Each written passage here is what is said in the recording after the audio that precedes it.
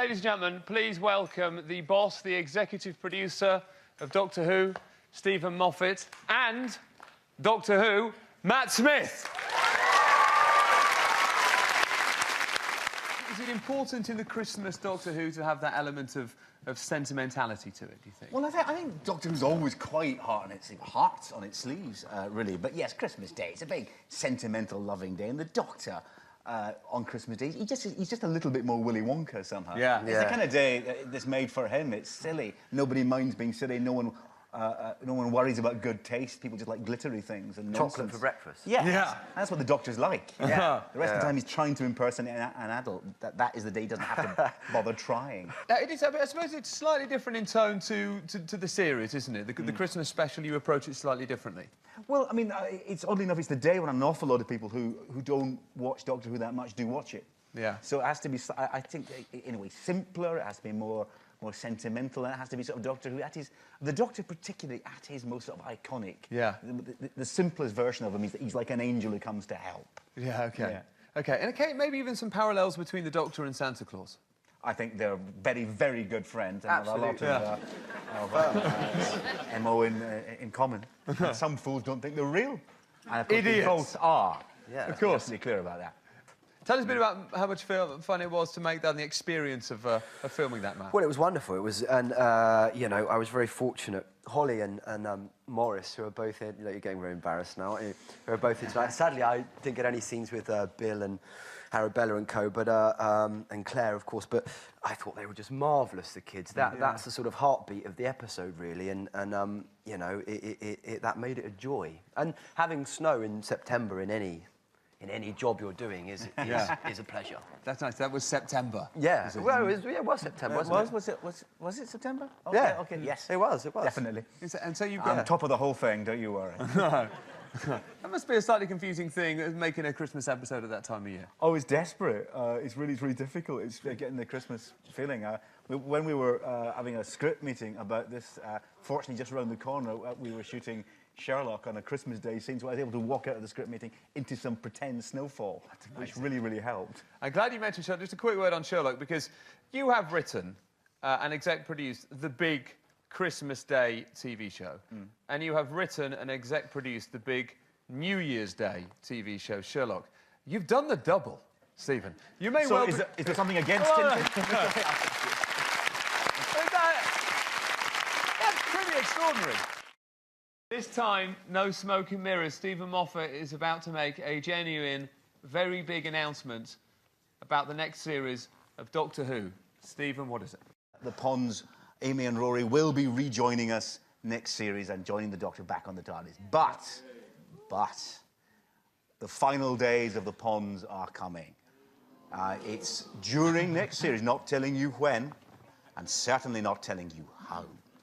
But that story is going to come to a heartbreaking end. We have only so many more adventures with the lovely Amy and the lovely Rory. So that story, next series, during the series, will be over. And then the Doctor is going to meet a new friend. Whoa. And I'm not going to tell you anything about he, she, or it. But he, she... Oh, it could be an alien. Oh, who knows? It's Doctor Who. We have a universe of people to choose from. Now, that role hasn't been cast yet. Who would like to be the Doctor's new assistant? Is there anyone?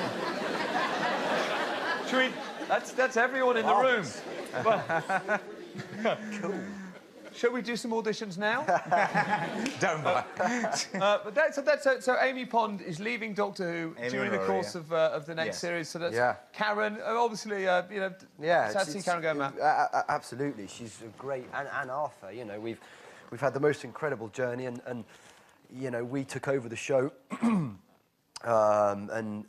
we really had to sort of hold hands and help each other through it in many ways. So it's very disappointing. But you know, one has to sort of remember that this show is about change and regeneration, and that's what galvanises it and pushes it forward. And it's about looking forward always. Okay. So we'll see a bit of Amy in the next series, and then we'll see a lot of Amy. Oh, you see a lot of Amy. Okay. There's a big promise.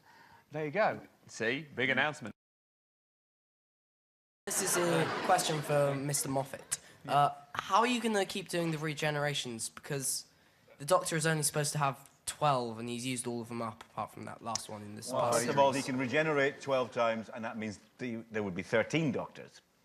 And what we'll do, in the event that we reach that point, where we've had 13 Doctors, is at that point, as a sort of emergency BBC protocol, we will make something up.